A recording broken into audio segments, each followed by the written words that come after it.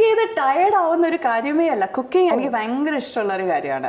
പിന്നെ വേറൊരു കാര്യമുണ്ട്, വീട്ടിലൊരു 4 പേരുണ്ടെങ്കിൽ 4 പേരോടും ചോദിച്ചോണ്ടിരിക്കാൻ പാടില്ല നിങ്ങൾക്ക് എന്ത് വേണം, നിങ്ങൾക്ക് ഇഡ്ഡലി വേണോ ദോശ വേണോ, നിങ്ങൾക്ക് പുട്ട് വേണോ അപ്പം വേണം എന്ന് ചോദിച്ചോണ്ടിരിക്കാൻ പാടില്ല.